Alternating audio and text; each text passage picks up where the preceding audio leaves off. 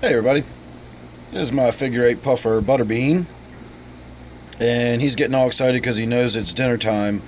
So tonight I think we're going to feed him some of his staple food, which is freeze dried krill, and hopefully when we open the lid here we'll be able to get some good video of him grabbing a hold of the krill and crunching away on it. I've got the fan running in the other room, so it might be a little too noisy. I'm going to have to wait and see how this comes out. Anyway you slice it, we're going to get a little bit of video of Butterbean having his dinner here. Let's see if we can hear this.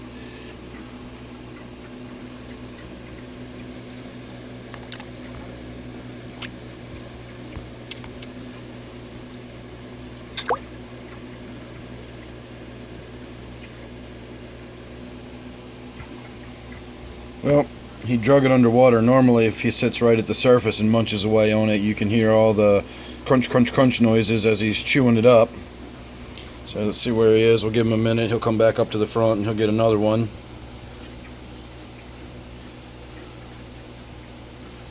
There he comes. Let's see if he comes over here for it.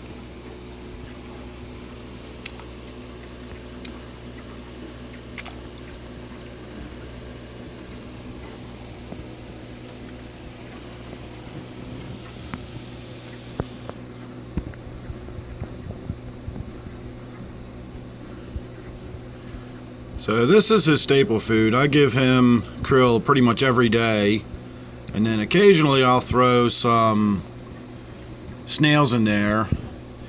And while it's good for him to eat the snail meat, it is also good for him to have the snail shells to chew on.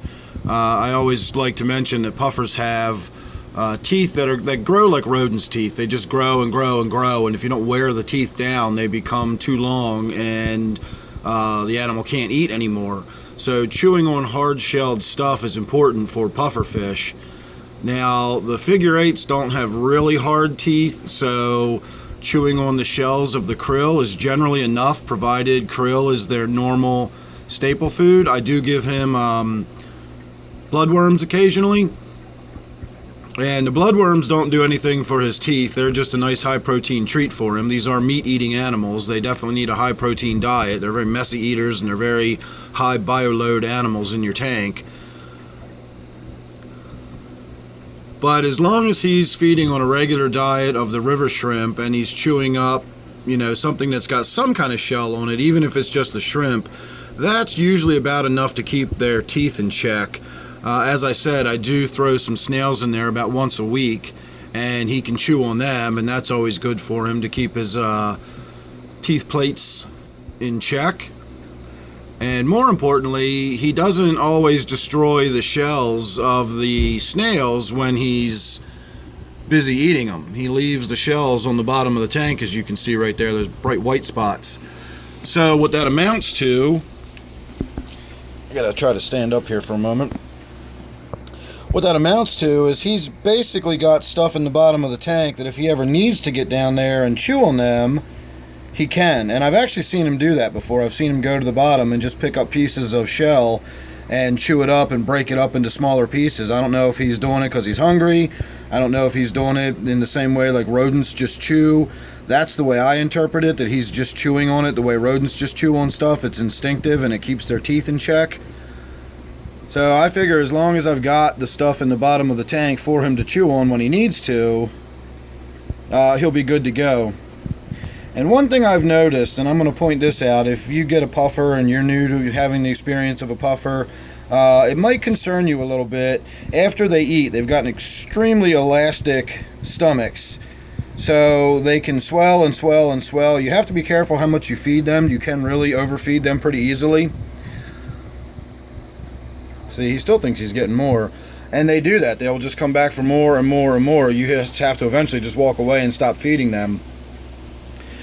But you'll notice sometimes as their stomachs swell up with the different stuff they're eating, it doesn't just sort of fill out round the way you might think someone's belly as it's getting fuller would be.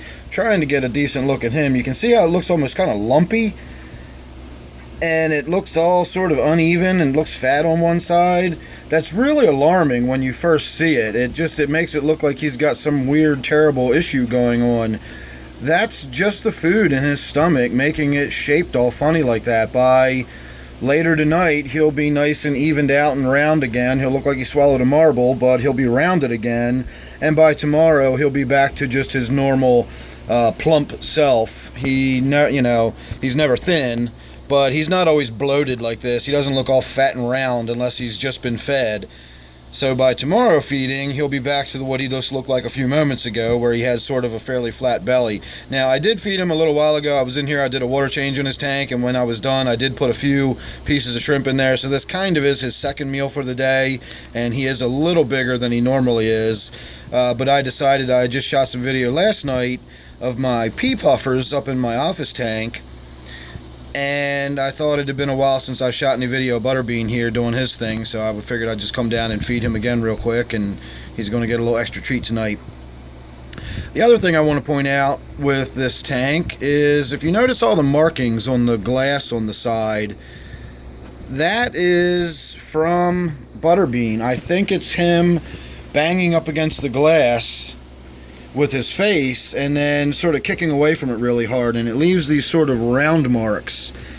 So I'm beginning to think, as I have been for a little while now, and that just sort of reaffirms it for me, that he needs a bigger tank. He's getting bigger all the time. They're very slow growing, apparently. He's about 4 years old now. I guess maybe he's pushing 5 years old now, and he's still not full grown, but he's getting there. And this little 20-gallon tank, I'm beginning to think, is a little bit small for him. So I've got some ideas of what I can do and some rearrangements I can make. If you're not familiar with my channel and my fish room, I've got lots and lots of fish tanks and stuff around. So I've got 3 more upstairs even. I can always get out and move stuff around a little bit. So hopefully with a little bit of luck, I'll be able to do what I want to do and work out some rearrangements, and I'll be able to get Butterbean into a much larger tank. It's just going to be where the current occupants of those tanks are going to end up and where I'm going to switch them around and so on and so forth.